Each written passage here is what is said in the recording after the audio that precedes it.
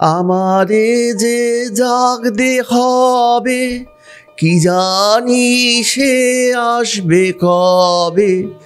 যদি আমায় পড়ে তাহার মনে, বসন্তেরই মাতাল সমীরণে, আজ জ্যোৎস্না রাতে সবাই গেছে বনে। জ্যোৎস্না রাতে সবাই বনে চলে যায়, জাগে একজন। একটি মেয়েকে বোঝানো হয় সবকিছু লাল দিয়ে। এই লাল কালারটাই হচ্ছে রক্তের কালার, এবং মেয়েদের ক্ষেত্রে এই লালটা এত ইউজ হওয়ার কারণ হচ্ছে যে রংটা না রাখলে তুমি তোমার ওই নারীত্ব বলো, মাতৃত্ব বলো, কিছুই ফোটে না। কবে থেকে আপনার মনে হলো যে না, আপনার মধ্যে একটা যেটা আপনি বাইরে এবং ভেতরের একটা সত্তার কোথাও না কোথাও একটা ডিফার করছে? কবে থেকে আপনার, কোন বয়স থেকে? বা দেখুন, এইটা না মানে কোন বয়স থেকে কিছু আমি বলতে পারি না। একটি মেয়ে কি বলতে পারে যে কবে থেকে জানলো সে মেয়ে? আপনার বলে না যেদিন থেকে রজস্বলা হলো, তা নয়। একটি মেয়ে রজস্বলা হলেই নারী হয়, এইটা একটা বোঝানো। আপনার রজস্বলা যখন তার ঋতুমুক্তি ঘটে, তখন তার মতো আর ফ্রাস্ট্রেশনে কেউ থাকে না। আমাদের মাননীয় মুখ্যমন্ত্রী মমতা ব্যানার্জির একটা কোথাও না কোথাও আপনাকে ইনভেন্ট করার বা কোথাও এক্সপ্লোর করার একটা জায়গা আছে। আমি এই যে চাকরিতে এসেছি, এই চাকরিতে আসাটা আমার মতো মানুষের পক্ষে সোজা ছিল না। আমি যখন একটা ফ্ল্যাট কিনতে পারছি না, ফ্ল্যাট কিনতে গেলে আমি আমার ভোটার আই কার্ডে, আধার কার্ডে আমি মহিলা, আমার বাবার মেয়ে। চাকরিতে ব্যাংকে লোন দেবে তো আমার স্যালারি দেখে, স্যালারি সার্টিফিকেটে আমি সোমনাথ বাবার ছেলে। তখন আপনার ইন্সপিরেশন মানে আপনি কাকে স্মরণ করেন বা ইন্সপিরেশন কি আপনার লাইফে? আমার ইন্সপিরেশন চিরকালই অশরীরী।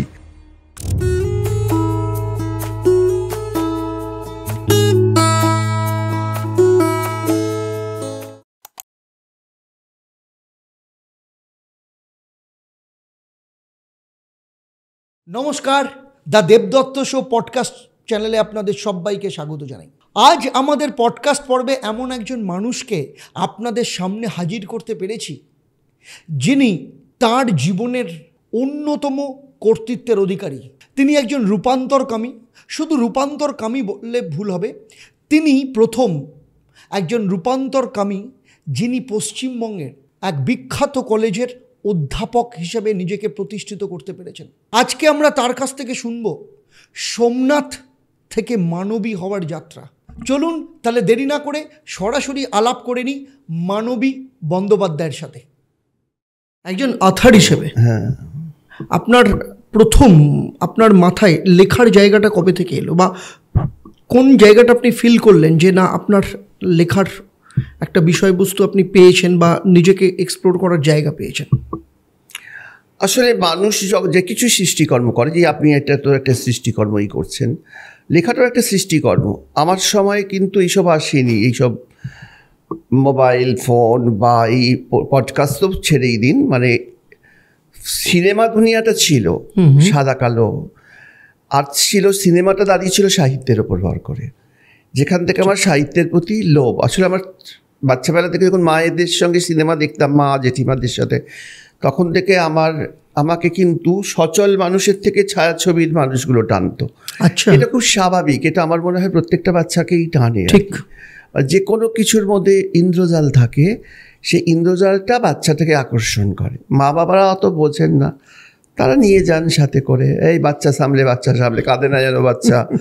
সে তো আপনারা জানেন যে সিনেমা হলে সে সময় মাইদিন মানে মেয়ে বাচ্চা কাঁদছে, এই যে কথা, এটা কিন্তু এখন স্ল্যাং লাগবে শুনতে, কিন্তু ওটা কিন্তু তখন ওই সময় স্ল্যাং ছিল না। ঠিক, ওই সময় সঙ্গে সঙ্গে বাচ্চারা চুপ করে যেত। হ্যাঁ, তাই ভাবি সেই যুগ থেকে আমরা যে আজকে যে যুগে এসে গেছি, কতটা পরিবর্তন। ম্যাটিনি শোয়ের সিনেমা, সেখানে মায়েদের একটা বিনোদনের জায়গা ছিল, যে রান্না বান্নার পরে সবাই মিলে গিয়ে সিনেমা দেখা 1:30 থেকে। হ্যাঁ, এবং একজন বেশ মোটা গোছের মাসি থাকতেন বসে, তিনি টিকিট করতেন, তিনি বাথরুম দেখিয়ে দিতেন। ওই একটা জীবন ছিল। তো সেই জীবনে কিন্তু মায়েদের আবার দেখতাম বাড়িতে এসে শরৎচন্দ্র পড়ছেন। আমার মা ভীষণ ভালো রবীন্দ্রনাথের গান গাইতেন, রবীন্দ্রসঙ্গীত। তা ওই একটা চর্চা আমার তৈরি হয়েছিল। সেখান থেকে আমি বুঝেছিলাম লেখক হব বলে লেখা নয়, আমার মনের যে কথা তাকে কিছু মিটাইব প্রকাশের ব্যথা। তা সেই প্রকাশের ব্যথা কথা নিজের সঙ্গে নিজে বলা যেগুলো, সেগুলোকে যেমন আপনারা ক্যামেরায় ধরছেন আমাদের এই মুহূর্তগুলোকে, তখন তো আমাদের খাতায় ধরে রাখতে হতো। এইভাবে লেখার আমার শুরু আর কি। মানে ছোটবেলা থেকেই ডায়েরি লেখার হ্যাবিট ছিল? হ্যাঁ, না ডায়েরি লেখা। আচ্ছা আচ্ছা। আমি আবার ওইগুলো করতে পারি না, ডায়েরি লেখা এগুলো করিনি কখনো। দেখতাম অনেকে যৌবনে ডায়েরি লিখছে, আমার দিদিদেরই দেখেছি, ওরা 72 সালে, আমার দিদি 72 সালে এইচএস করেছে, আমি লুকিয়ে ওর ডায়েরিও পড়তাম। হ্যাঁ, এবং সেখানে যেসব ওরা কবিতাগুলো লিখতো, আমি বুঝতাম যে আরে বাবা, এই তো অন্যের কবিতা, মানে অন্যের কবিতা ওরা লিখে রাখছে। তার মধ্যে ওই একটা ওই বয়ঃসন্ধিকালে একটা সুরসুরি থাকতো, সেগুলো থাকতো, দেখেছি। এবং আমি মানুষকে অবজার্ভ করতাম, মানুষকে বললে ভুল হবে, আমি মেয়ে মানুষদের অবজার্ভ করতাম। কারণ আমার মনে হতো মেয়ে মানুষেরাই অবজার্ভের যোগ্য, কারণ সান্নিধ্যে যাদের পেতাম, মা দিদি এদের, বাবা তো সকালবেলায় বেরোতেন, রাত্রিবেলায় আসতেন, এবং বাবাকে একটা দণ্ডমুণ্ডের কর্তা। তখন আমি উপেন্দ্র কিশোরের বাকশিয়ালের মেলা পড়তাম, বাঘকে দেখতাম যে সারাদিন বাইরে থাকতো, বাচ্চাগুলো কিন্তু বাঘিনীর কাছেই মানুষ হতো। তা সেই যে বাঘিনীর সঙ্গে বাচ্চাগুলোর সাথে নিজেকে আইডেন্টিফাই করে ফেলা, সুতরাং বিষয় মাতৃনির্ভর হয়ে যাওয়া। তো তারপর আপনার প্রথম লেখা কবে প্রকাশিত হয়? এর তো কোনো প্রথম হয় না, ও ছাপা হয় কোথায়? ছাপা আমি নৈহাটির মহেন্দ্র হাই স্কুলে পড়তাম। আচ্ছা। এবং সেখানে প্রত্যেকবার ফার্স্ট হতাম, এবং আমি ক্লাস 4 বৃত্তিও পেয়েছিলাম। সেই সময় বৃত্তি দেওয়া হতো। হ্যাঁ, তাও আমি মেডেল পেয়েছিলাম। এইসব নিয়ে এত একটা হল্লা হয়ে গিয়েছিল যে আমি ভালো ছেলে বলে পরিণত হয়েছিলাম। তখন তো আমি ছেলে, কোট আনকোট। হ্যাঁ, এখন হয়তো মেয়ে ছেলে, তখন ছিলাম শুধু ছেলে। তা সেই সময় থেকেই আমার লেখা বেরোতো আর কি, ম্যাগাজিনে আমার লেখা বেরোবেই। এবং আমি আমি গিয়ে স্যারদের উৎসাহিত করতাম, ম্যাগাজিনটা বের করুন। আমার খুব ইচ্ছে ছিল। এবং আমি ক্লাস 9 থেকে সুনীল গঙ্গোপাধ্যায়ের যে কৃত্তিবাস বলে একটি ছিল, কলেজ স্ট্রিটের কাছে, রাস্তাটা মনে নেই, অফিসটা মনে আছে, কৃত্তিবাসের অফিস। সেখানে মায়া সিদ্ধান্ত, মায়াদি এখনও বেঁচে আছেন, বন্ডেল রোডে থাকেন। তা মায়া সিদ্ধান্তের মালিনী বলে একটি একমাত্র মেয়েদের কাগজ, তখন সানন্দা বাজারেই আসেনি। আচ্ছা। সেই সময়ের প্রথম কিন্তু পশ্চিমবঙ্গে, আমি মায়া সিদ্ধান্তের কথা বলবো, উনি কিন্তু মালিনী বলে একটি ম্যাগাজিন তৈরি করেন, এবং সেটি পুরোপুরি মেয়েদের জন্য। এবং এখনও মালিনীটা চলছে, ওই খুঁড়িয়ে। কিন্তু তারপরে সানন্দের অনেকটা পরে সানন্দা এলো, সানন্দা এসে ওটা মেয়েদের কাগজ বলে ঘোষিত হলো। সানন্দার এক বড় বাজেটের কাগজ, কিন্তু মালিনীটা মায়াদি খুব নিজের থেকে চালাতেন। তারপরে তো মায়াদির IAS ওনার হাজব্যান্ড ছিলেন।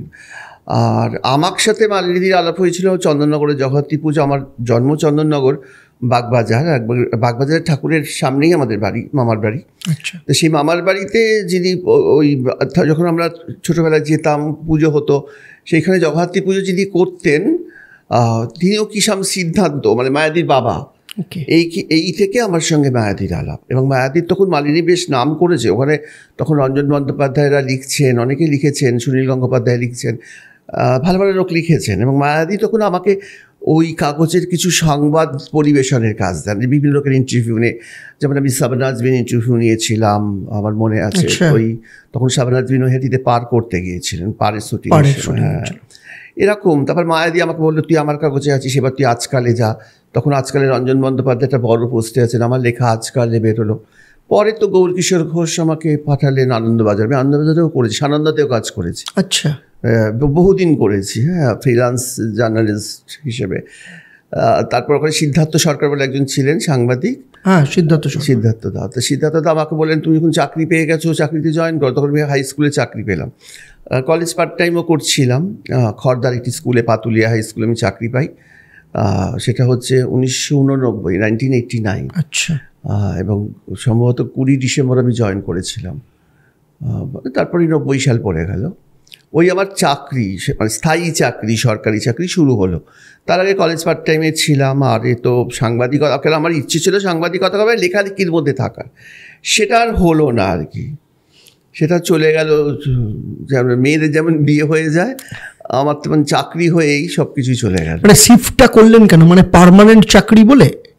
এরকম কিছু ছিল? হ্যাঁ, আমাদের তো বলতে গেলে যেরকম পরিবার ছিল, চাকরিজীবী পরিবার। এখনো তো দেখি সবসময় লোকে চাকরি দাও করে, তা চাকরি চাই। তা আমারও তো আমার ওই হাঙ্গারটা তো তৈরি হয়ে গিয়েছিল। বাড়ি, পরিবেশ, অভিভাবক, পাস করার পরে জিজ্ঞেস করা হয় ও কিছু করছে, মানে এই প্রশ্নটা আপনারাও নিশ্চয়ই বেরিয়ে এসেছেন। হ্যাঁ, ও কিছু করছে কি না, যদি ও কিছু না করে, ও যে কীভাবে পালিয়ে বেড়ায় সেটা শুধু ওই বোঝে, যে পাস করে বসে আছে, যে যেখানে যাবে সেখানে কিছু করছে কিনা, ও কিছু করছে। মেয়ে হলে বলবে বিয়ে হলো না ওর এখনো, ঠিক। আর ছেলে হলে বলবো কিছু। এখন তো অবশ্য মেয়েদের ক্ষেত্রে জিজ্ঞেস করে, আচ্ছা ওকে যে এত পড়ালেও চাকরি বাকরি পেলো? এই তো কালকেই দেখলাম ছত্তিশগড়ে একটি ঘটনা, মেয়েটি শুভদৃষ্টির পর বলেছে বেঁকে বসেছে, কেন বিয়ে করবে না? ছেলে কেন সরকারি চাকরি, অথচ ছেলে মাসে 1,20,000 টাকা মাইনে পায় বেসরকারিতে। ওই যেগুলো এখন হয়েছে, যে বিভিন্ন জায়গায় কোথায় চললি, ব্যাঙ্গালোর বিশাল চাকরি, এত টাকা মাইনে। আমার আত্মীয় চলে গেছে সে অনেক দূরে বিদেশে, সেখানে 7 লাখ টাকা মাইনে। হ্যাঁ, কি করবে? তাদেরকে তো যেতেই হচ্ছে। ঠিক, আমি যাবই, ওগো বাণী যেতে যাবই, লক্ষ্মীরে হারাই যদি অলক্ষ্মীরে পাবই, যাবই ওগো যাবই। কত আগে রবীন্দ্রনাথ বলে গেছে। ঠিক। আপনি গানের আপনার কোনো রেকর্ড বেরিয়েছে? এত শুনুন, আমার মুশকিলটা হচ্ছে যেদিন থেকে আমি জীবনের সমুদ্র মন্থন করে উঠলাম, তারপরে আমি যাদেরকে পেলাম, যাদেরকে কাঁধে হাত রাখলাম, তারা আমাকে এখন নিয়ন্ত্রণ করে। আমার গানের রেকর্ড করতে একজন ভদ্রলোক এসেছিলেন, তিনি বলেছিলেন যে আমি শোনাবো দেখুন একজন রূপান্তরকামীর গান। হ্যাঁ, এই রূপান্তরকামী কথাটা তো একদম ছেঁটে গেছে ভাস্কর লবণের লেভেলের মতন। তা সেখান থেকে উনি বলছেন যে আমি এই রূপান্তরকামী। এবার আমি বললাম হ্যাঁ করে গাইবো। এবার বিশ্বাস করুন, আমি একদম কমার্শিয়ালি নিজেকে বেচতে চাই না। হ্যাঁ, কিন্তু আমার সঙ্গে যখন যে ছেলেটি ছিলেন, যে আমাকে অ্যাসিস্ট করতো, সে না টাকা ছাড়া কোনো কথা হবে না, টাকা পেলে আপনি গান গাইবেন। তার আগে কিন্তু আমি ওনার কাছে গিয়ে 2টো গান রেকর্ডও করে দিয়েছি। এবং সে ভদ্রলোক আমার সঙ্গে বিগ বস করেছিলেন, বড় পয়সাওয়ালা ভদ্রলোক। তিনি আহত বলেন যে কেন আমাকে বলে, আপনি ওকে ছেড়ে বেরিয়ে আসছেন না কেন? আর আপনি রেকর্ড করে আপনি সরে যাবেন, আমাকে তোর সঙ্গেই থাকতে হবে।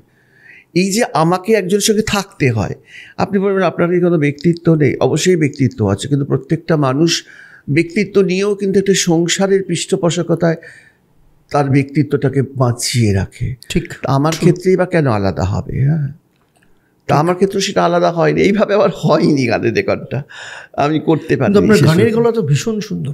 হ্যাঁ, আমি যখন আমার কথা দিয়ে গান, এই যে এলো কথাটা, যে আমরা এই ছেলেগুলোকে দেখলে মনে হয় যে চাকরিতে, মনে করুন আমরা একটা সরকারি চাকরি এতদিন করে এসেছি, 60 বছর বাদে রিটায়ারমেন্ট, একটা নিরাপত্তা, সেগুলো কিন্তু এদের কিছু নেই।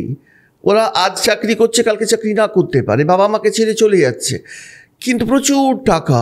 সারাদিন আর কি 12টায় ঘুমোয়, রাত্রির সকাল 12টায় ওঠে, তারপর উঠেই খুব বড় স্যান্ডউইচ খায়, এই চেহারা হয়ে যায়। 80 কেজি 90 কেজি ওরা মোটা হয়ে যাচ্ছে। ওদের গাড়ি এসে তুলে নিয়ে যায়, গাড়ি এসে ফেলে দিয়ে যায়। তার সাথে বিপি, ডায়াবেটিক, কোলেস্টেরল, ওগুলো অ্যাড অন সার্ভিস, ওগুলো তো হ্যাঁ, ওগুলো তো থাকবেই। ওগুলো তো মানে টিপস আর কি। হ্যাঁ, যে মানে আসলে ওই চিন্তা করে, চাকরি চলে যাওয়ার চিন্তা থাকে, নিরাপত্তাহীনতার চিন্তা, বউ ডিভোর্স দেবে সেই চিন্তা, সেগুলোও তো আছে না।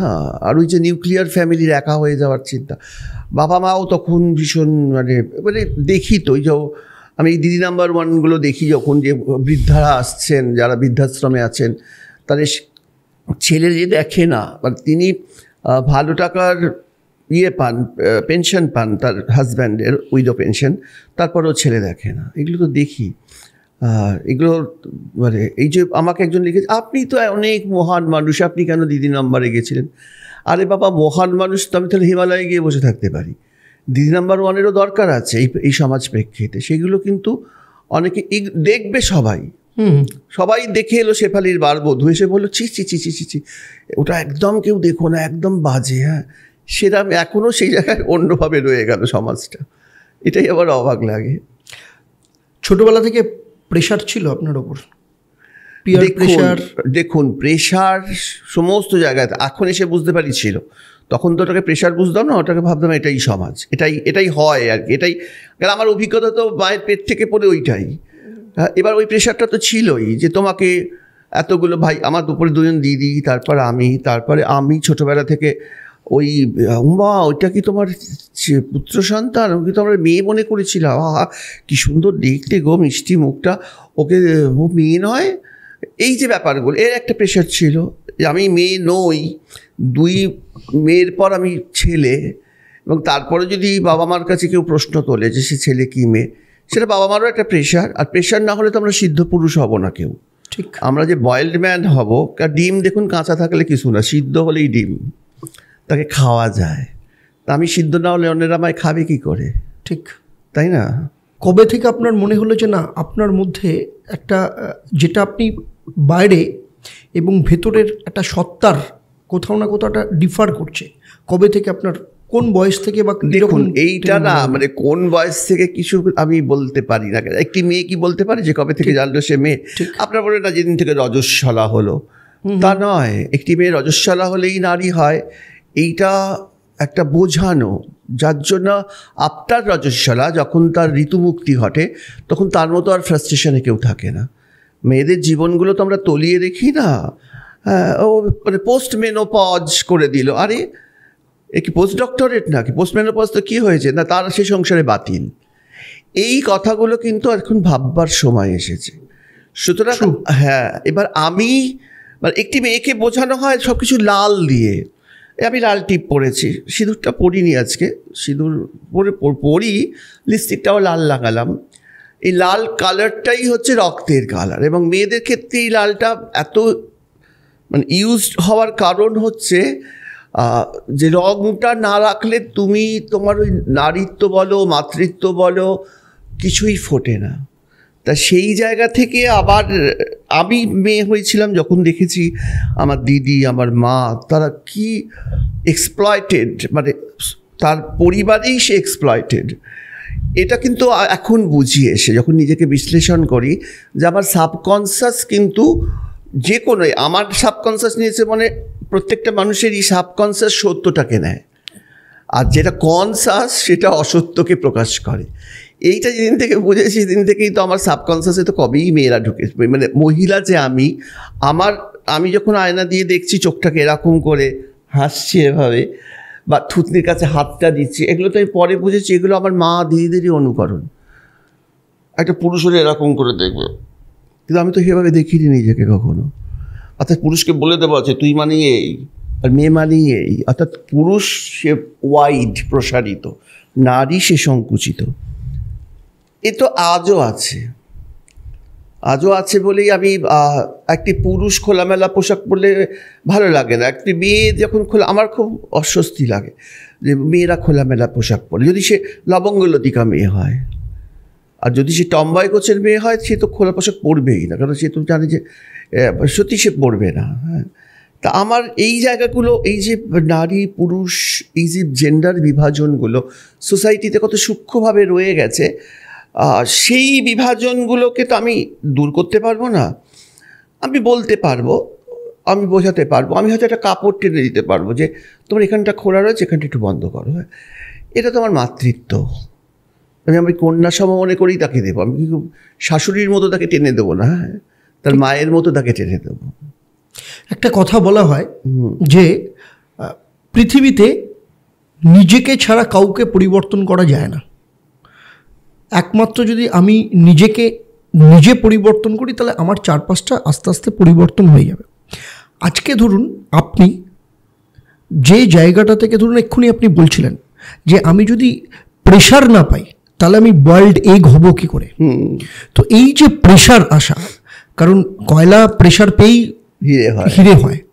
আজকে আপনি নিজেকে পরিবর্তন করেছেন, আপনাকে ভেবেছেন যে না, আপনি আপনার নিজের সত্তাকে আপনি স্বীকার করেছেন, সেটাকে আপনি অ্যাডপ্ট করেছেন, এবং আপনি অ্যাকাডেমিক্যালি আপনি আপনার লেখনের মধ্য দিয়ে, আপনার চিন্তার মধ্য দিয়ে আপনি নিজেকে এস্টাবলিশ করেছেন। আজকের দিনে দাঁড়িয়ে আপনার কি মনে হয় যে আপনি যে জায়গাটা থেকে দাঁড়িয়ে আপনি ভেঙে পড়তে পারতেন? পড়েছি, অনেকবারই ভেঙেছি, আপনি সেখান থেকে আবার উঠেছি। হ্যাঁ, যেটা বলা হয় যে জীবনে যতবার পড়বে তার থেকে একবার বেশি অন্তত উঠে দাঁড়াও। তো এই যে আপনি উঠে দাঁড়িয়েছেন, বাউন্স ফরওয়ার্ড করেছেন নিজেকে, আপনার কি মনে হয় আপনাকে দেখে আরও কতজন মানুষ আপনার সান্নিধ্যে এসছে এবং তাদের নিজেদেরকে একটা রাস্তা পেয়েছে, যে একটা হসলা পেয়েছে? হ্যাঁ, এটা বললে গর্বের কথা বলা হবে, অহংকারের কথা হয়ে যাবে। আমি তো কখনো অহংকারের জন্য করিনি। এবার আমি খুব ছোট থেকেই চাইতাম প্রত্যেক মানুষকে, মানে আমি একদম ছোটোবেলায় একটা স্কুল করে ফেলেছিলাম বাড়িতে, কিশলয় বলে। আচ্ছা। তা আমার সঙ্গে ছেলেদের খুব মনে মিলতো। হ্যাঁ, আমি নিজে মেয়ে বলেই হয়তো অপোজিট সেক্স যে ছেলেগুলো, তা আমার কাছে একটি ছেলে আসতো রজত সাহা, আমার থেকে একটু ছোটো। তো ও আমাকে খুব ভালোবাসতো, শ্রদ্ধা করতো, আমিও ওকে খুব ভালোবাসতাম। তো আমাকে একবার বললো, তুমি সব স্কুল ফিস্কুল করছো কেন, তুমি নিজে হয়ে দাঁড়াও, তোমাকে দেখে লোকে শিখুক, তুমি নিজে চেষ্টা করে ওদের কোনোদিন ভালো করতে পারবে না, আর তাতে এতে করে তোমারও কিছু হবে না, ওরও কিছু হবে। ওকে তো একেবারে সাধারণ ছেলে, আমার থেকে ছোট, তখন আমারই কত কম বয়স, তাহলে ওর কত কম বয়স। তা সুতরাং রিয়েলাইজেশনটা প্রত্যেকটা মানুষেরই থাকে। তখন আমি চিন্তা করলাম যে হ্যাঁ, আমি যদি নিজেকে তৈরি করবো তাহলে তো স্বার্থপর হয়ে গেলাম, এটাও আবার ভাবছি। আর এই করতে করতে করতে করতে যখন মানে আমি এগোচ্ছি, আর যেটা আপনি বললেন নিজেকে পরিবর্তন করা, এখন এই পরিবর্তন শব্দটা না মানে আমার কাছে পরিবর্তন নয়। পরিবর্তন আর বিবর্তনের মধ্যে অনেক পার্থক্য আছে। পরিবর্তনটা সাময়িক, বিবর্তনটা কিন্তু একদম ওই যেটা কয়লা যখন হীরা হয় ওটা কিন্তু বিবর্তন, ওটা পরিবর্তন নয়। হ্যাঁ, তা সেই বিবর্তিত হতে সভ্যতাই তো বিবর্তিত হচ্ছে, তা সেটা হতে গিয়ে বা সেটা কিন্তু একটা সাধনা। অর্থাৎ মানুষ তো জানে জন্ম থেকে মৃত্যু পর্যন্ত তার একটা যাত্রা, এই যাত্রাপথটা ভুলবে কি করে, সে মৃত্যুটাকে ভুলবে কি করে। অর্থাৎ আমি যে কদিন এসেছি সে কদিনের জন্য আমি কিছু কন্ট্রিবিউট করি হয়তো। হ্যাঁ, সেটা হয়তো আমারই ভালো লাগা, আমি বলছি অহংকার বলছি না, আমি বলছি আমার ভালো লাগা। কাউকে কিছু তোমায় কিছু দেবো বলে চাই যে আমার মন, কি নাই বা তুমি করলে দর্শন, এরকম একটা কী আছে। আমি তোমাকে চাইছি দিতে, তুমি সেটা গ্রহণ করো না করো, আমি এটা দিতে চাই, এরকম কিছু। হ্যাঁ, তো সেই জায়গা থেকে আমি তো ভেবে করিনি, কিন্তু আমি বুঝেছি যে নিজের কাছে নিজের সৎ থাকাটা আমার চিরকাল ছিল। সেটা কেন ছিল আমি জানি না। আমি ছোটো থেকে বিবেকানন্দ, রামকৃষ্ণ পড়তাম। আমি বললাম আপনাদের এই বরানগরে এসেছি মানে বিবেকানন্দের কোলে বসে কথা বলছি। আমি দক্ষিণেশ্বরের ধ্যান ঘরে বসে ধ্যান করতাম ঠাকুরের। আমি বুঝেছিলাম চারপাশটা মানুষকে আমি খারাপ বলবো না, চারপাশে এত ক্রন্দন মানুষের, এত কান্না, সেই প্রত্যেকটা মানুষ খুব অসহায়, তার নিজের কাছেই সে নিজে অসহায়, এবং সেই অসহায়তাটা তো আমার মধ্যেও আছে। এই অসহায়তাটাকে আমি কিভাবে সম্বল করে তুলব, অর্থাৎ অসহায়তাকে ধরে আমাকে সহায়তায় পৌঁছাতে হবে, সেইটা করতে গিয়েই দেখলাম। তারপর আস্তে আস্তে তো আমি তো বহুদিন পড়াচ্ছি, 35 ইয়ার্স আমি হায়ার এডুকেশানে আছি। আমি কলেজ প্রিন্সিপাল হলাম, তারপরে প্রিন্সিপাল না হলে আমি তো আগে পড়িয়েছি 20 বছর কলেজে। তারপরে বাবা এখানে ছিল বলে আমি প্রিন্সিপাল হয়ে চলে এলাম এখানে। তখন কাছাকাছি কলেজে আসতে গেলে আর কোনো পোস্ট ছিল না, মানে প্রিন্সিপাল ছাড়া আর কোনো উপায় ছিল না। এইভাবে আমার প্রিন্সিপাল হওয়া, কিন্তু প্রিন্সিপাল হওয়া মানে ছাত্রছাত্রীদের থেকে একটু দূরে চলে যাওয়া। ব্যাপারটা প্রশাসনিক তো, শিক্ষার নয় আর কি, মানে ক্লাস নিতে হয় না। কোনো প্রিন্সিপাল নেন ক্লাস, কিন্তু ওটা মানে নিতেই হবে এমন কম্পালসারি না, যে অনেকগুলো এখন মানে কোনো আমার সাবজেক্টে প্রচুর টিচার আছে, যে আমাকে আর ক্লাস দেবে কি, সেইরকম একটা ব্যাপার থাকে।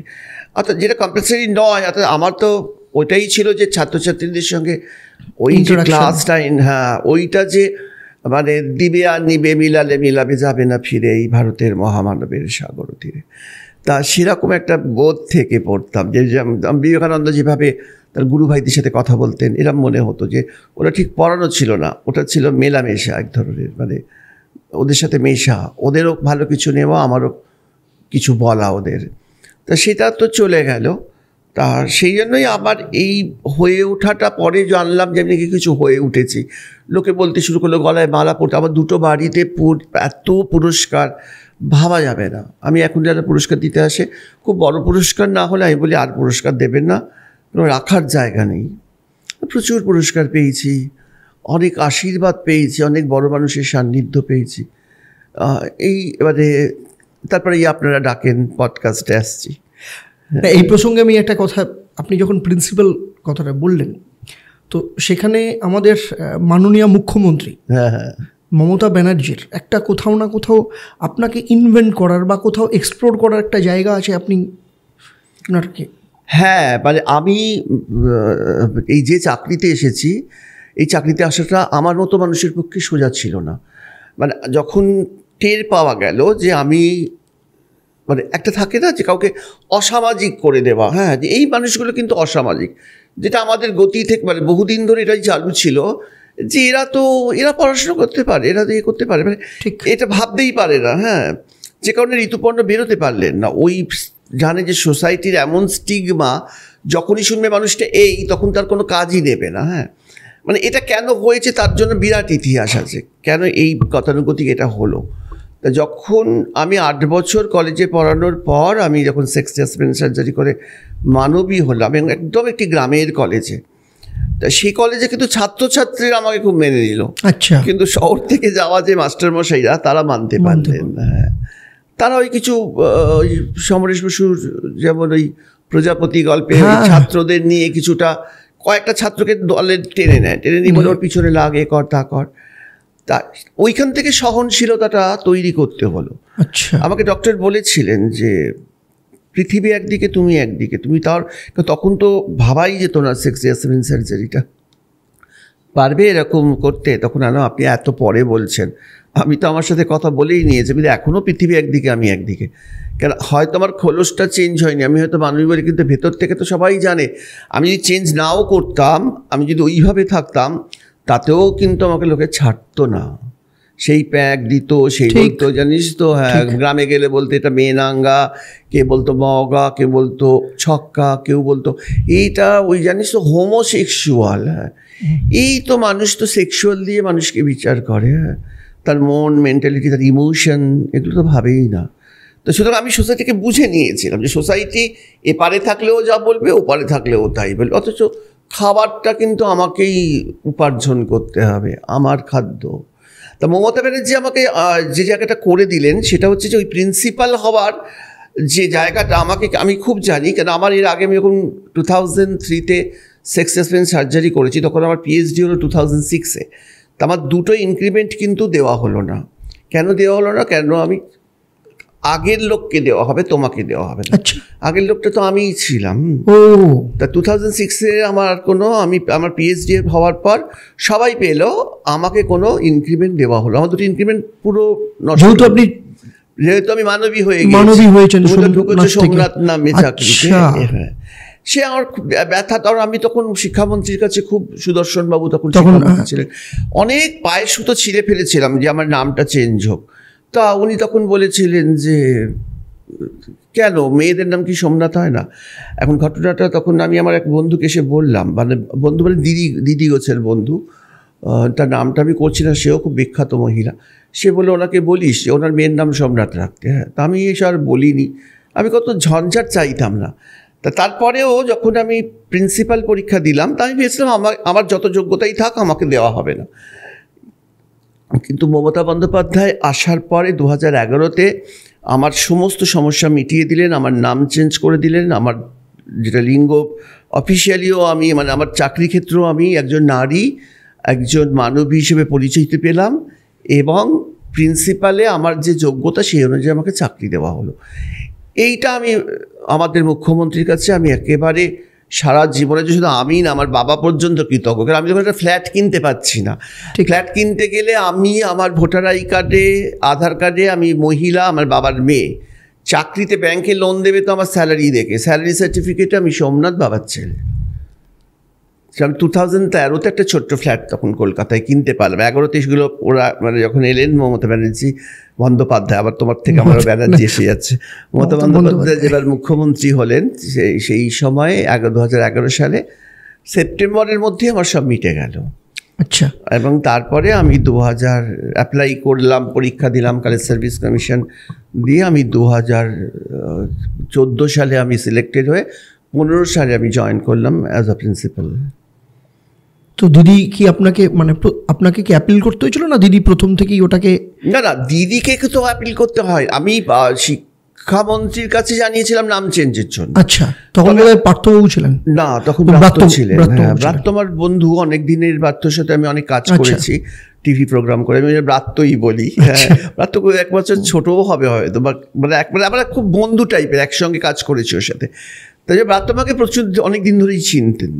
তা সে এবার ব্রাত্যর কাছে অ্যাপ্লাই করেছে, কিন্তু আমাকে একজন ভদ্রমহিলা ফোন করলেন বিকাশ ভবন থেকে, যে আপনারটা মুখ্যমন্ত্রী জানতে চেয়েছেন, আপনি কি জানতে পেরেছেন? কারণ আমার কলেজকে বিকাশ ভবন কাগজ পাঠিয়ে দিয়েছিল, কলেজ আবার চেপে রেখেছিল, সেটা আবার অনেক পরে আমার হাতে দিয়েছে। মানে আমাকে এই খেলাগুলো চল। আসলে কি বলুন তো, কলেজ স্টেজে যে পড়ানো নেই, তো একটা মুরগি পেয়ে গেলে ওর পেছনে সবাই দৌড়ে একটু আনন্দ পায়, আমার মনে হয়েছে।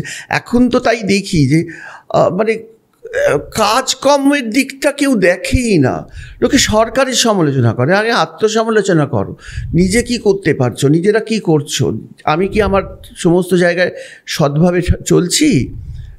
সরকারের সমালোচনা করে তো লাভ নেই। তাহলে সরকারি প্রতিষ্ঠানগুলো আজকে তো ধুঁকছে ওই জন্য। আমি যদি ব্যক্তিভাবে সৎ না হই, তাহলে আমি কী করে আমি একটা আমি তো একটা ইউনিট সোসাইটির, আমি সৎ হলে সোসাইটি আপসে আপ ভালো হবে।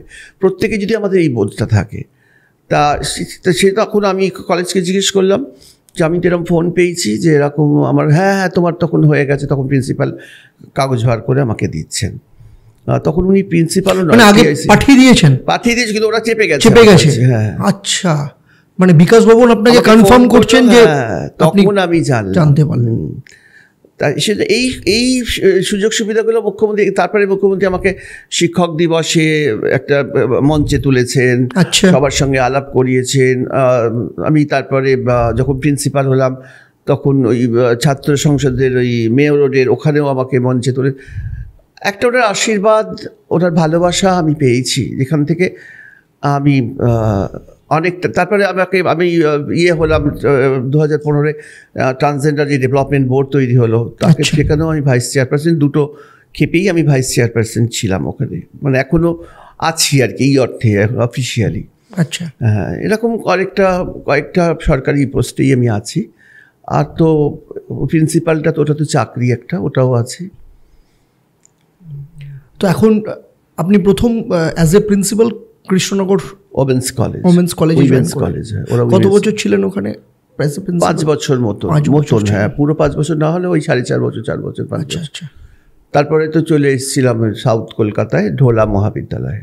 আমি বলছি না আমি খুব সার্থক আমার জীবন, তবে আমি একটা জায়গা মানে বাঁচবো কীভাবে, এইটা একটা উপমা হয়তো তৈরি করেছি যে কীভাবে বাঁচা যায়। যারা সত্যিকারে বাঁচতে চায় আমার কাছে আসলে আমি অন্তত বলতে পারি আমি কিভাবে বেঁচে আছি এবং কিভাবে আমি সারভাইভ করছি। প্রত্যেক দিনই সারভাইভ করতে হয়। আমি আজকেও কি আপনার এখানে এসেছি, আজকেও আমাকে একটা সারভাইভ করতে হয়েছে। কিন্তু এটাকে আপনি সারভাইভ স্ট্রাগল যদি ভাবেন, তাহলে চাপ হয়ে যাবে, প্রেশার হয়ে যাবে। লাইফটা কোথাও প্রেশারের নয়, লাইফটা ভীষণ লাইট, হালকা। সেই বোধটা তৈরি করাটা খুব সোজা নয়। আপনি প্রথম যখন ফ্লাইটে উঠবেন, মানে তাও তো এমন হালকা হয়ে যাবে যে ভয় পেয়ে যাবেন, কিরে ভাই, হ্যাঁ, দিয়ে মানে নার্ভ ফেল করে যেতে পারেন। তো খুব আস্তে আস্তে আস্তে আস্তে আস্তে আস্তে আপনি ব্যাপারটাই স্বাভাবিক হবেন, এই হালকা হওয়ার স্বাভাবিক। সেই জন্য জীবনটাও সেই জায়গায়। আমি তো অনেকের কাছে শুনি, অনেক যারা পডকাস্টিং করছেন তারা বলছেন পজিটিভ থিঙ্কিং ঠিকই। এবার পজিটিভ থিঙ্কিং কোনটা, কি হলে পজিটিভ, তার যদি বিশ্লেষণ করতে চান তল পাবেন না। সুতরাং আপনার জন্য যেটা পজিটিভ হয়তো আমার জন্য সেটা নয়, আমার জন্য যেটা পজিটিভ সেটা আপনার জন্য নয়। এই পজিটিভিটিটাও একটা নিজস্ব ধারা তৈরি। তবে সততা, এবং সততারও একটা সংজ্ঞা থাকে, কি কোনটাকে আমি সৎ বলবো, কোনটাকে আমি অসৎ বলবো। এখন তো অনেকেই সততা নিয়ে অনেক রকম প্রশ্ন তুলছেন, অনেক রকম কথা বলছেন। আমার মনে হয় প্রত্যেকটা মানুষের এই উপলব্ধি আছে যে তার মধ্যে অসীম একজন কারুর অনন্তের একটা বাস আছে প্রত্যেকটা মানুষের মধ্যে। তা সেই অসীম অনন্ত, দেখুন আমরা বাঁচবো খুব কম দিন, মানুষের জীবনটা তো খুব ছোট। কত তাড়াতাড়ি বাবা চলে গেলেন, মা চলে গেলেন, তারপর একটা বয়সের পর গিয়ে আপনি বুঝতেই পারবেন আর কিছু করার নেই, ছেড়ে দাও লাইফের, এই হয়ে গেছে। এতটা টাকা তোমার জমানো ছিল, এতটা টাকা তুমি জমাতে পারবে, এরপর পারবে না। এই বোধগুলো যেন না আসে। অর্থাৎ তোমাকেও মনে করতে হবে অনন্ত জীবন আমার, অনন্ত যৌবনও বটে। হ্যাঁ, তাহলে একটা জায়গা হয় কি যে নিজের সঙ্গে নিজের বাস করা, নিজের সঙ্গে নিজের প্রতিনিয়ত দেখা হওয়া। বাথরুমে সকালবেলায় উঠি যখন দাঁত মেজে আয়নার সামনেই দাঁড়াচ্ছি, তখন হাসা যায় যে কিরে ভালো আছিস, এরকম। আপনি একজন টিচার, একজন প্রিন্সিপাল, প্রচুর স্টুডেন্ট আজকের দিনে দাঁড়িয়ে তাদের উপর বিভিন্ন রকম প্রেশার থাকে প্রত্যেকটা। এটা আমার মনে হয় আপনিও শুনেছেন, আমিও শুনেছি, এই প্রজন্ম শুনছে, পরবর্তী প্রজন্ম শুনছে যে এখন সময়টা খুব কঠিন, খুব কম্পিটিটিভ। আপনিও হয়তো ছোটোবেলায় শুনেছেন, আমিও শুনেছি।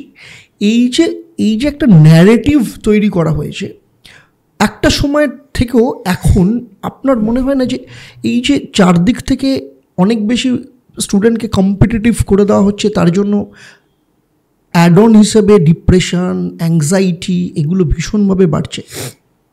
দেখুন, আমাদের সময় আমি বারবারই বললাম প্রথম দিকে যে আমরা অনেকগুলো ভাই বোন, সেখানে ডিপ্রেশনের কেউ কোনো স্থানই ছিল না। খাওয়াই ঠিক মতো জুটতো না। খেলে খাও, না হলে খাবারটাও থাকবে না, খাবারটাও থাকবে। হ্যাঁ, ফেলে দিয়েছেন আমার বাবা, আমি ঠিক সময় না খেলে খাবার ফেলে দিয়েছে। শাসন ছিল একটা, শাসন করা তারই সাজে যে ঢেলে দেয় সোহাগ স্নেহ। এইটাও তো জানতাম এই গানটা। হ্যাঁ, তা অর্থাৎ শাসন মানে সেখানে কিন্তু সোহাগ স্নেহ আছে। তা সেই জায়গা থেকে কতটা দূরে চলে এসছে আজকে। একটা আধা বাচ্চা, তাও সে বাচ্চাটা হয়তো অ্যাডপ্টেড, তাকে এত ঘিরে থাকে মা বাবার স্নেহ। সেই জন্য যেটা আপনি বলছেন যে কম্পিটিটিভ করে দেওয়া, এবার ইঁদুর দৌড়ে ওকে ছেড়ে দেওয়া, ওটা কিন্তু ইঁদুর দৌড়ই না। অর্ধেক বাবাও চাকরি করে, মাও চাকরি। আমার সবচেয়ে মজার কথা, বাবা সরকারি স্কুলে চাকরি করেন, মা সরকারি স্কুলে চাকরি করেন। ছেলেটি পড়ে একটি প্রাইভেট স্কুলে, ঠিক, এবং ভালো স্কুলে। হ্যাঁ, তখন ওটা ভালো স্কুল হয়ে গেল। তাহলে তার বাবা মা যেগুলো কাজ করছে সেগুলো ভালো স্কুল নয়। তা আমি যদি আমার বাচ্চাকে ওই স্কুলে না পড়াই, তাহলে আমি কি করে জানবো যে আমি কি করে অন্যর। আমি যখন জিনকে প্রথম স্কুলে গিয়েছিলাম 1989, আপনাকে বললাম 20শে ডিসেম্বর। তা আমাকে একজন বয়স্ক টিচার প্রথম দিনই বলেছিলেন, শুনো, পরের ছেলে পরমানন্দ, যত গোল্লায় যায় তত আনন্দ। আচ্ছা, এইটা মাথায় রেখা পড়াইবে। তা ভাবলাম, এবারে ওনারই একজন আর আমাদের একজন কলিগের ছেলে তখন পড়ে, আর ওই তো ওনার ছেলে তো এখানে পড়ে, ওই অমিতবাবুর ছেলে। তা আমি কী করে ভাবো উনি পরের ছেলে পরমানন্দ? তখন ইয়াং, তখন আমি এখনও ইয়াং। তা বলছে, তাইলে তুমি কলা খাইবা। তা হয়তো কলাই খেলাম সারা জীবন, কিন্তু কখনো পরের ছেলে পরমানন্দ ভাবতে পারলাম না যে যত গোল্লায় পরমানন্দ হোক, কিন্তু গোল্লায় যাবে কেন? আনন্দ, তাই না? তত আমার আনন্দ কেন হবে? তারপরে তো কাউকে ধ্বংস করে আমি আনন্দ পাচ্ছি। তা এই যে আপনি বলছেন শিক্ষকতা যখন চাকরি হয়ে যায়, তখন কিন্তু আর সেটা শিক্ষকতা থাকে না। আপনি রবীন্দ্রনাথের আশ্রমের রূপবিকাশ পড়বেন, যেখানে শিক্ষকতা করতে আসে সব কিছু ছেড়ে, ত্যাগ করে, ঠিক, কোনো অর্থনৈতিক একটা সন্ন্যাস নিয়ে আসছেন মানে পড়াতে। রামকৃষ্ণ মিশনগুলোতে তো তাই, যারা গেরুয়া পরে পড়াচ্ছেন তারা তো প্রায় সন্ন্যাসের মতন পড়াচ্ছেন, এবং তাদের সেই জায়গাটা রাখছেন। যারা ওখানে যারা শিক্ষকতা করছেন তারা কিন্তু বুঝছেন ওপরে গেরুয়া আছে বলেই তো ওদের ছেলেদের রেজাল্ট ভালো হয়, এত সুন্দর রেজাল্ট করে, বা এত মানুষও হয়। লোকে বলে কোথায়, ওদের তো দেখি না, হারিয়ে যান, দেখবেন কি করে? হিরেকে কি দেখা যায়? সোনার দোকানে ঢুকলে দেখা যাবে সেও তুলোর মধ্যে করে রাখা হয়, সব তো দেখা যায়। খুব যত্নে থাকে তারা। আরেকটা জিনিস হচ্ছে, আমি যেটা নিয়ে মেনলি আমি ফোকাস করতে চাইছি আপনার ক্ষেত্রে, সেটা হচ্ছে যে ধরুন এই যে কোনো কঠিন পরিস্থিতিতে আজকে যে কোনো বয়সেরই, আজকে যারা নতুন প্রজন্ম উঠছে, যারা আসছে, তারা নিজেদেরকে কিভাবে হ্যান্ডেল করবে, কিভাবে এই প্রেশারগুলোকে রেখেও তাদের নিজেদের সত্তাকে তারা এক্সপ্লোর করতে পারবে? এটার কোনো সেভাবে সংজ্ঞা নেই। আপনি আর একবার বলুন প্রশ্নটা। আমি বলছি আপনার প্রশ্নটাকে আমি বলছি, যারা নতুন প্রজন্ম উঠে আসছে, ঠিক, তারা এই এত কিছুর মধ্যে নিজের সত্তাটাকে এক্সপ্লোর করার জায়গা পাচ্ছে না। এক্সপ্লোর করবে কি করে? ঘটনা হচ্ছে সত্তা এক্সপ্লোরের আগে সে তার সত্তাকে টের পাচ্ছে কিনা সেটা দেখুন। সেটাই, সত্তাকে চিনতে পারছে না, কেননা এত ঢাক ঢোল বাজনা গান হয়ে যায়। এবার এই মানে একটু নীরবতার দরকার সত্তাকে রিয়ালাইজ করার জন্য। সেই নীরবতাটা কেউ তো আপনাকে খুঁজে দেবে না। আজকে রামকৃষ্ণ মিশন চলছে পাশাপাশি, আমি রামকৃষ্ণ মিশনের কথা একটু আগেই বললাম, অন্য স্কুলও চলছে সারাক্ষণ জিঞ্জাল জিঞ্জাল জিঙ্গাল রিং। এবার আপনি আপনার সন্তানকে কোথায় নিয়ে যাবেন? তারপরে দুটো স্রোত তো চলছেই, সরস্বতী আর গঙ্গা সরস্বতী যমুনা, 3টে স্রোত। আমি 3টে স্রোত বলছি না, আমি দুটো স্রোতই যদি ধরি, একটা ওই মিশনের শিক্ষা বাংলা মিডিয়াম, আর একটা এই জিঙ্গেল জিঙ্গেল জিঙ্গেল। তো এর মধ্যে আপনি আপনার সন্তানকে কোথায় দেবেন নির্ভর করছে আপনার ওপর।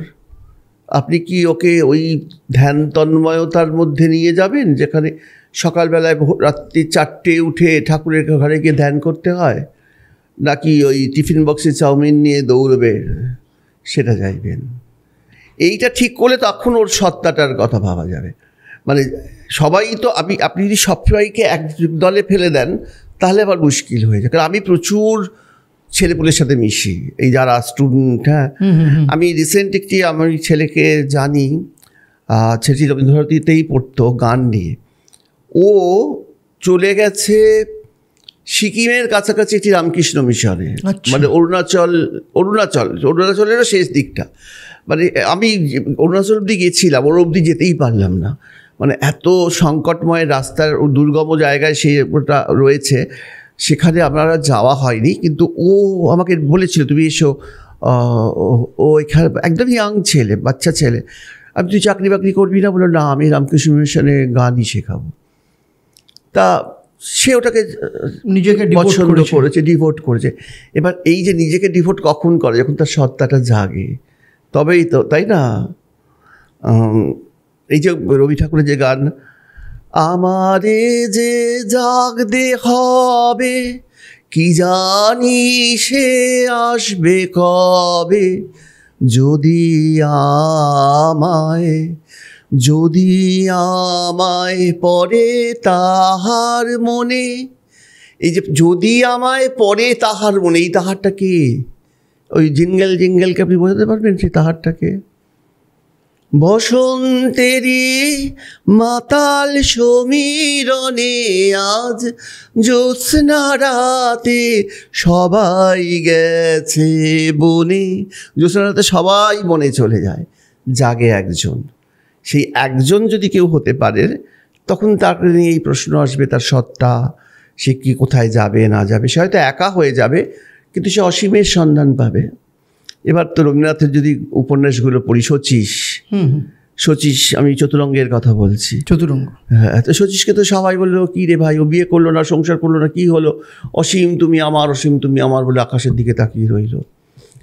এবার যেভাবে আপনি রবীন্দ্রনাথকে নেবেন, যেভাবে বুঝবেন, আপনার বোধে চৈতন্য, আপনার বোধে রবীন্দ্রনাথ এরা আসবেন কি না, সেটা তো আপনি যখন ঘরে যে চারা গাছ তৈরি করছেন, তাকে ওই নার্সারি থেকে এনে চারা গাছ কীভাবে করছেন, না একেবারে বীজ থেকে অঙ্কুরিত করে বাড়িতে তৈরি করছেন, এটা একেবারে আপনার সেবার ব্যাপার।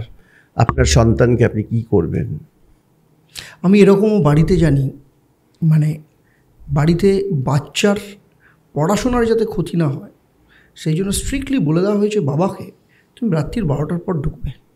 বাবাকে হইচই করেন, সারাদিন পর ধরুন আসলো, এসে বাচ্চার সাথে একটুখানি গল্প করছে, তাকে একটু বিয়ে করছে, ওটা বেশি স্ট্রিক্ট আর কি, মানে এত মানে 12টার পর না। আমার তো বাবা অফিস থেকে এসে আমাদের পড়াতে বসতো, একটা লুঙ্গি পরে, ওই হংসরাজ ছবিতে বসন্তের বাবা যেমন বসাতো, হাতে বেত নিয়ে বই পড়িয়ে দিচ্ছে, পড়া না পড়লে।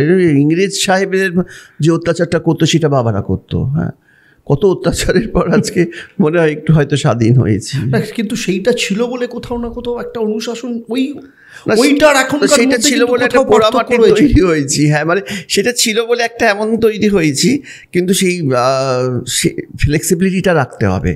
মানে ওইটাই যদি আমি ধরে বসে থাকতাম, তাহলে আজকের এই বাচ্চাগুলোকে চোখের সামনে আমার মনে হতো কিলবিল করছে। আমি সেটাও আবার ভাবি না, কারণ আমি জানি প্রত্যেকটা মানুষের মধ্যে অনন্ত সম্ভাবনা আছে। যে জিঙ্গেল জিঙ্গেল করছে তার মধ্যেও অনন্ত সম্ভাবনা আছে, সে এত আচ্ছাদিত হচ্ছে, কিন্তু কোন দিন বেরিয়ে পড়তেই পারবে, তার ভেতর থেকে বেরোবেই। কারণ সত্য সর্বদা সত্য, নকল দিয়ে তাকে ঢাকা যায় না। আমার নারীত্ব এতটা সত্য, সেটা বেরোতে বাধ্য, সেটা না বেরোলে তো আত্মহত্যা হয়ে যাবে। নম্বর না স্কিল? কোনটাকে বেশি প্রাধান্য কোনোটাই দেন? দরকার নেই, নো স্কিল নো নম্বর। আচ্ছা, অনুশীলন। অনুশীলন। তো অনুশীলনটা কিসের উপর করবে? অনুশীলন দিয়ে স্কিল হয় না। আচ্ছা, অনুশীলনটা হচ্ছে একটা সাধনা। হ্যাঁ হ্যাঁ, তাই না? আপনি যদি আমাকে জিজ্ঞেস করেন জিম না যোগাসন, আমি বলবো যোগাসন। আমার কাছে স্কিলটা হচ্ছে জিম, ওকে। অনুশীলনটা হচ্ছে যোগাসন, নিদিধ্যাসন, ধ্যান, মেডিটেশন, যেগুলো হয় আর কি, যোগের সঙ্গে প্রাণায়াম। না, কোনটার উপর আজকের স্টুডেন্টরা বেশি জোর দেবে? আপনি নম্বরের পেছনে দৌড়বে না নিজের ভেতরের? এখন নম্বরের পেছনে দৌড়তে হয় না, নম্বর আপনার পেছনে দৌড়োয়। হিসাব করে দেখুন। ঠিক তাই, এখন নম্বর আপনার পেছনে দৌড়োয়। আমাকে এসে বলে এত নম্বর পেয়েছে, আমি তো হ্যাঁ এত, উনি বাবা তুই তো নম্বরই, হ্যাঁ পুরোকে নম্বরই বলা হয়। আগে আমরা ছুটতাম নম্বরের পিছনে, আমাদের কত চেষ্টা করে, কত পুয়ার রেজাল্ট। মানে আগে সিবিএসসি আইসিএসসি বোর্ডে শুনতাম যে একসাথে 5 জন ফার্স্ট হয়েছে, এখন বেঙ্গল বোর্ডেও দেখি একসাথে 10 জন ফার্স্ট হয়ে গেছে, একই নাম্বার, মানে 600 নম্বরের মধ্যে 599। কিন্তু সে যে বলেছিল পরের ছেলে পরমানন্দ, সেই ভদ্রলোক কিন্তু আমাকে এটাও বলেছিলেন যে কাউরে ফেল করাইবা না, সকলে পাস করাইবা, মাইনে পাইতেছ রোজ, তোদের ফেল করাইবার জন্যে। হ্যাঁ, সে তো খুব ভালো কথা, সবাইকে পাস করিয়ে দেওয়াটাই তো উচিত।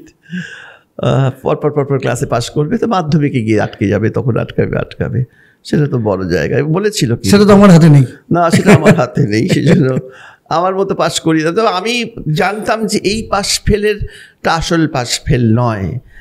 আর চোখের সামনে তো দৃষ্টান্ত ছিলই যে ফেল করা মানুষরা কত উন্নতি করেছে। যে রবীন্দ্রনাথ কোনোদিন স্কুলেই গেলেন না, ভয় পেলেন স্কুলকে, তার সব কিছু আমরা পড়ি। রামকিঙ্কার বেইজ কোনোদিন কারোর কাছে কিছু শেখেননি, তিনি কত বড় আর্টিস্ট, কত বড় শিল্পী, তাই না? তো এটা কেন মনে হয় আপনার যে ব্যাক বেঞ্চার্স যারা, তারা আগে সাকসেসফুল হয় কেন আগামী দিনে, মানে পরবর্তী ক্ষেত্রে লাইফে গিয়ে কোন কোন জায়গাগুলো তারা? সেটা এক সময় হতো আর কি, ব্যাক বেঞ্চাররা, এখন তো ব্যাক বেঞ্চ বলে কিছু নেই, এখন ডেস্ক হয়ে গেছে। এবার সেটা হতো, তার কারণ হচ্ছে ওই যে নিজেকে সরিয়ে রাখতো, ওর প্রচলিত মাইনে পাওয়া একজন শিক্ষকের থেকে দূরে, পাশে একটা জানলা থাকতো, ব্যাক বেঞ্চের পাশে একটা জানলা থাকে, ঠিক, সে কিন্তু ওই জানলা দিয়ে পালিয়ে যেত। কোথাও আমার হারিয়ে যাওয়ার নেই মানা, মনে মনে বেলে দিলেম গানের সুরের এই ডানা, মনে মনে ওই ডানা মেলে বেরিয়ে যেত। ঈগল, চিল, পাখি, হয়তো ঘুড়িও ছিল সেখানে, তাদের সাথেও ঘোরাঘুরি করতো। অর্থাৎ ও একটা প্রকৃত শিক্ষা পেল সেখান থেকে। ও নিজের মতো করে, কোনো কম্পিটিশনের মধ্যে দিয়ে নয়, নিজেকে নিজের মতো গড়ার জায়গায় পৌঁছালো, মানে কম্পিটিশন থেকে বেরিয়ে।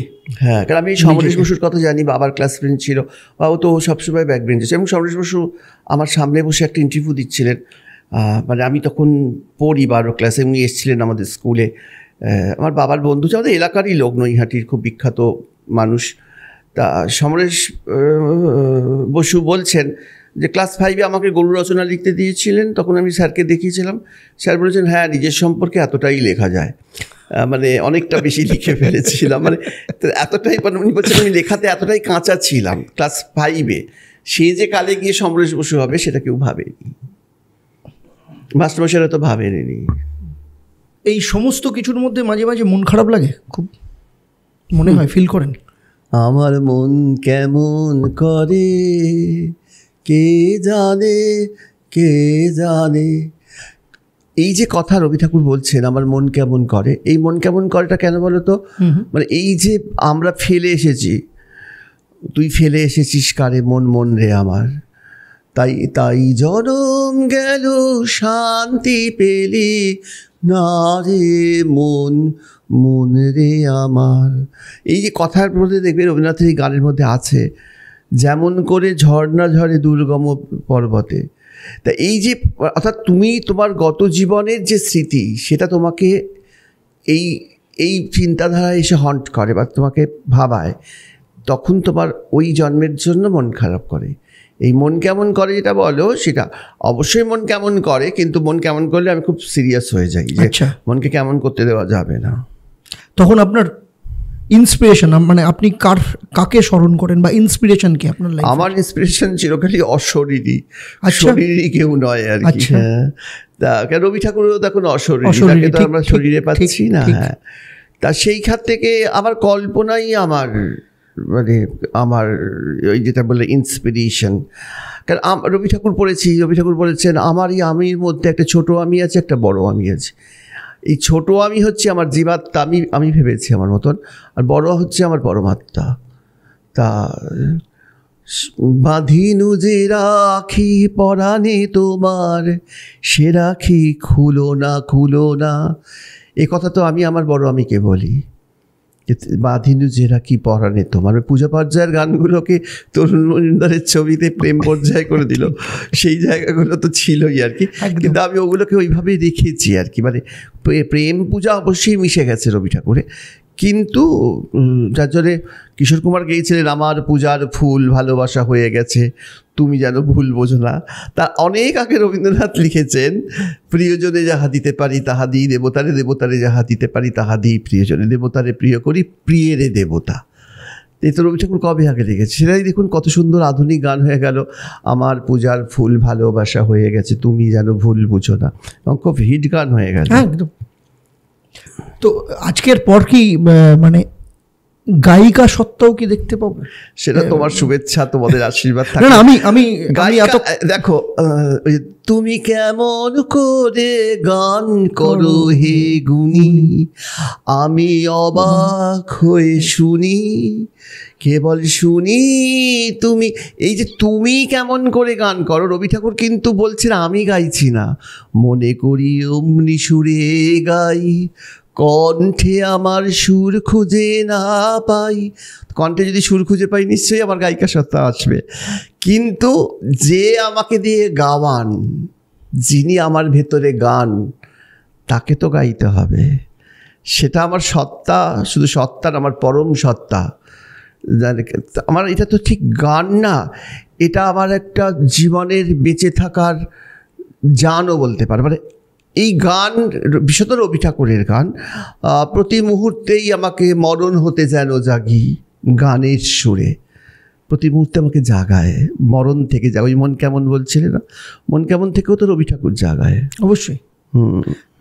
মানে মানুষের জীবনের যে কোনো মুডে, যে কোনো পরিস্থিতিতে রবীন্দ্রনাথকে পাওয়া যায়। না, পাওয়া যায়, মুডে বললেই না মুশকিল হয়ে গেল। আচ্ছা, মানে মুড শব্দটা, এই আমার এখন মুড নেই রে ভাই, মুডটা কাঁচের বোতলের হয়ে গেল ব্যাপারটা। কিন্তু আমি যদি বলি যে আমার এই মন, আমার এই ক্ষণ, সত্তা, এইটা, হ্যাঁ, সত্তাতেও অনেকে গোত্তা খেতে পারে। আচ্ছা, আমার এই মন, আমার এই চিন্তন, আমার এই মনন, যে একটা ইংরেজি শব্দ মুড ঢুকে গেল না, বুস্ট হয়ে গেল, জিম হয়ে গেল, আর যোগা থাকলো না। আচ্ছা আচ্ছা, সেই জায়গাটাকে মাথায় রাখতে হবে। ঠিক। তো এখানে না, আমার খালি একটা জিনিসই আমার জিজ্ঞাসা আপনার কাছে, যে আজকের পর থেকে যারা দেখছেন আমাদের এখানে, আপনার যারা শুভাকাঙ্ক্ষী রয়েছেন, সবাই আমার শুভাকাঙ্ক্ষী, মানে আমরা যে এই সত্তাটাকে এবার পাবো তো, এই সত্তাটাকে পাবো তো এবার, বা এই সত্তাটা তো আছেই, মানে এই মানবী কে পাবো তো, এই সত্তাটা তিনি চাইলে, মানে ঈশ্বর চাইলে বেরোবেন। মানে বেরোবে বলতে লোকের কাছে উদ্ভাসিত করা, লোকের কাছে পাবলিসিটি করার জন্য হতে পারে। তবে আমি আসলে বুঝি তো যে কতটা জীবন, অনেক স্টেশন পেরিয়ে এলাম, এবার তো গন্তব্য যেন কাছে চলে আসছে। এই তখন তো ভাবি যে, তখন একটা অসহায়ত্ব তো জাগেই, যে কি করলাম, কি দিলাম। হ্যাঁ, আর যতই কাছাকাছি যাই ততই হয়তো গানগুলো আরও বেশি করে ভাবায়। অবশ্যই একটা নস্টালজিক জায়গা, সেটাও হতে পারে। গুলজারের সেই বিখ্যাত লেখাটা, মেরি আওয়াজ মেরি পেহচান, তো এই যে বললেন মেরি আওয়াজ মেরি পেহচান, তো অনেকদিনই হয়ে গেছে। আমার আওয়াজ না, গলা না, আপনার গান, গায়কি। কেন আমি বলছি, তার কারণ হচ্ছে কোথাও আমার মনে হচ্ছে যে এটা আমরা মিস করছি। এইটা আমার মনে হয় আমরা কোথাও থেকে বঞ্চিত হচ্ছে, এটা হওয়া উচিত, পাওয়া উচিত। আমি নিজের জন্যই নিজে গাইবো, তারপর যদি কেউ চুরি করে শুনে নেয়। যেমন সাহিত্য মঙ্গলের জন্য না, সাহিত্য নাকি পাখির গানের মতো। পাখি যখন গান গায় সে নিজের আনন্দে গায়, কিন্তু আমরা শুনে নিই চুরি করে হোক বা শুনে নিই আর কি। মানে পাখি কিন্তু লোককে গান শোনানোর জন্য গায় না। তো সোশ্যাল মিডিয়াতে একটা প্ল্যাটফর্ম তো পাবোই আপনার গান শোনা। হ্যাঁ, এবার সোশ্যাল মিডিয়ায় হয়ে গেলে তো অনেকটা সোশ্যাল হতে হবে। ততটা সোশ্যাল হতে পারবো কিনা আমি জানি না আর কি, চেষ্টা করবো নিশ্চয়ই। কিন্তু আপনার কথার মধ্য দিয়ে আমি বারবার যেটা ফিল করেছি, রামকৃষ্ণ পরমহংসদেবের কথা বলছি, বিবেকানন্দ বারবার ফিরে এসছেন, এদের দ্বারা আপনি কতটা? আমি বেলুড় মঠে দীক্ষিত। ও আচ্ছা। স্বামী আত্মাস্থানন্দজির কাছে আমি 2009-এ দীক্ষিত। তার অনেক আগে থেকেই আমি রামকৃষ্ণের নিবেদিত প্রাণ, একদম ছোট থেকে। যেমন মানে আমারে কে নিবি ভাই সপিতে যাই আপনারে, তা যখন এরম একটা অবস্থা ছিল জীবনের, কার কাছে সমর্পণ করব, তখন রবি ঠাকুরের গান দিয়ে রামকৃষ্ণের কাছেই সমর্পণ করেছিলাম। আচ্ছা। যেমন বিবেকানন্দ তার রবীন্দ্রনাথের গান দিয়ে রামকৃষ্ণকে ধ্যানমগ্ন করেছিলেন। বাহ্যজ্ঞান শূন্য হয়ে যেতেন ঠাকুর গান শুনতে শুনতে। বাহ্যজ্ঞান শূন্য না হলে তো আমার কিছু হবে না। বাহ্যজ্ঞান থাকলে, জ্ঞান টনটনে থাকলে তুমি অন্তর্জ্ঞান হৃদসাগরে ডুব দিতে পারবে না। আপনার সাথে কথা বলে অনেক ভালো লাগলো এবং আমার মনে হলো যে একটা নতুন কিছু পেলাম। এবং দা দেবদত্ত শোয়ের যারা শ্রোতা রয়েছেন, যারা অডিয়েন্স রয়েছেন বা যারা দেখছেন, তারা অনেক কিছু আপনাকে এক্সপ্লোর করতে পারলো। এবং আরও অনেক কিছু রয়েছে যেটা হয়তো আজকে আমরা এক্সপ্লোর করতে পারলাম না, এবং তার জন্য আমাদের ভীষণ শো করবো পরে ইচ্ছে রয়েছে, ভীষণ ইচ্ছে রয়েছে যে আরেকবার অন্তত আপনাকে পাবো, এবং সেই দিন আমরা অন্য রকমভাবে আপনাকে আমরা এক্সপ্লোর করতে চাই। আসলে একজন মহেন্দ্রগুপ্তকে দরকার লাগে, শ্রীম। ঠিক, তুমি হচ্ছে সেই জায়গাটা, সেই জায়গাটা যদি থাকে তবে তো আমি মাধ্যম পাবো না প্রচারের। সেটাই, অনেক ভালো বড় জায়গা দিলেন। আশীর্বাদ থাকুক যে তোমাদের দেবদত্ত সত্যিকারেই দেবতার দত্ত, দেবতার দান, দেবতার সত্তা পাক এবং দেবতার দত্তক হয়ে উঠুক। ভালো থেকো। নমস্কার। নমস্কার।